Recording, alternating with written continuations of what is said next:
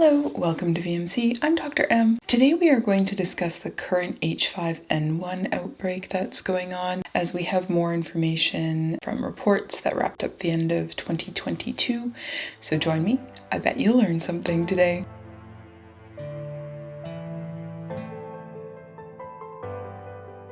Bird flus, or avian influenzas, are influenza type A's, and they are highly contagious ribonucleic acid viruses, so RNA viruses. All avian influenzas are broken down into two categories. They can be highly pathogenic or they can be low pathogenicity. Now, low pathogenicity subtypes will have very little signs of illness, whereas the HPAI bunch will have signs of severe illness and or high rates of mortality. And then we have the H5N1 portion, which are two protein types. The H stands for hemagglutinin, and there are 16 types of hemagglutinin that we currently know of. The N stands for neuraminidase. Currently, we are aware of 9 different types. So when you combine all of those H types and N types together, we end up with 144 possible combinations of H's and N's. So in the past, chickens, turkeys, quail, guinea fowl, pet birds, and wild birds have all been susceptible to different avian influenzas. The typical symptoms that we often see are a sharp decrease in egg production, and eggs that are produced are going to be a lot more likely to have soft shells or no shells at all. There can also be diarrhea, bleeding. You can also see swollen combs and wattles in the birds, and it's also very typical that you see a sudden and big increase in mortality. Now, once we see those symptoms, there are laboratory tests that are necessary to confirm that it is an avian influenza. And part of the problem is that we don't have any treatments for this. There are some vaccines that are available.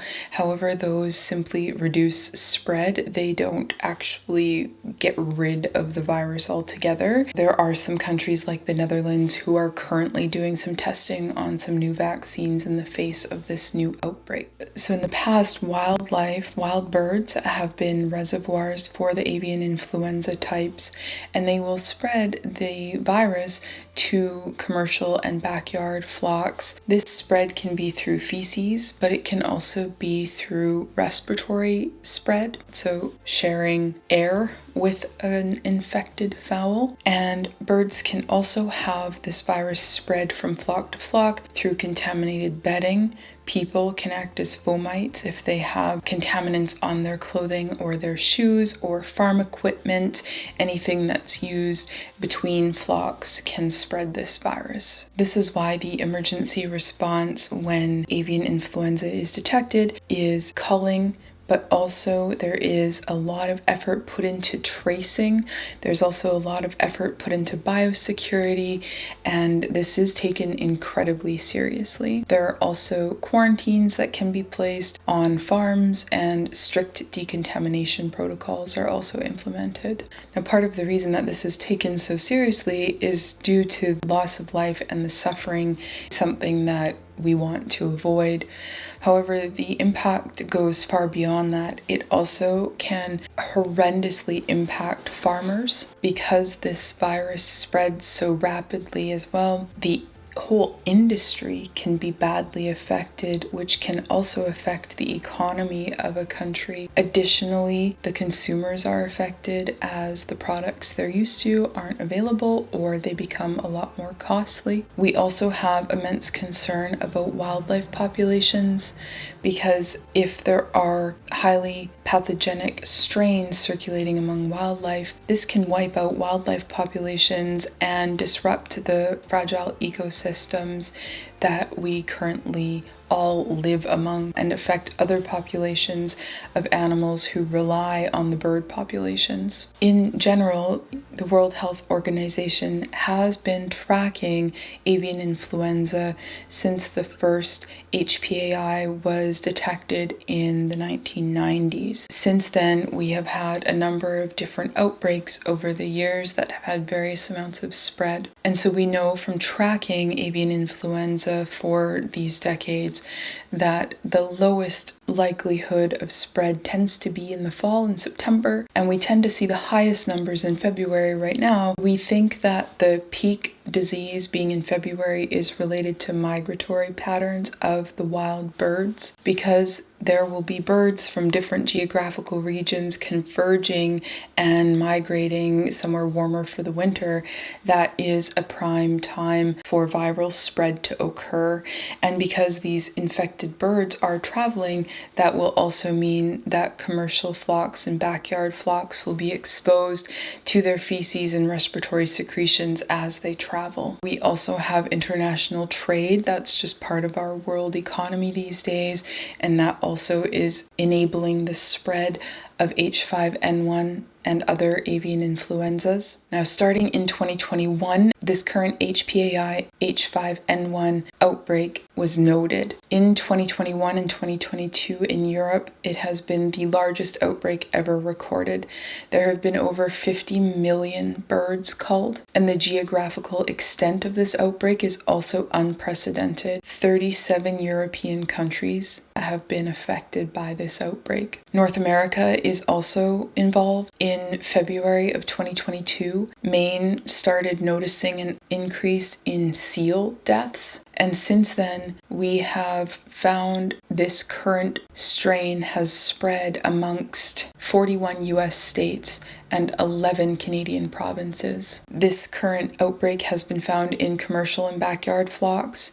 It's also been found in 90 species of wild birds in North America, in 8 species of scavenging mammals, and then they added the seals to that list in February of 2022. And this is part of why this recent outbreak is so notable. This current HPAI H5N1 strain is found to have markers for spread to other mammalian species. Mink in Spain have been particularly notable because the concern there is that this avian influenza is actually spreading from one mink to the next. In the past, infected birds to give their H5N1 to individual animals of other species, including humans, but that it would happen fairly rarely. So to have this change where now their concern is that H5N1 is spreading from one mink to the next instead of from one bird to one mink, that is concerning. This current outbreak has resulted in the US losing roughly 5% of their egg-laying hens. That's 44 million egg layers that have been culled. This is why, if you live in the US or Canada, you might recall that it was difficult to get a turkey for Thanksgiving. This is because of this outbreak. You might also have noted where you live that the price of eggs has increased dramatically. The reason for that is also because of this H5N1 outbreak. It's causing the loss of too many of the birds that we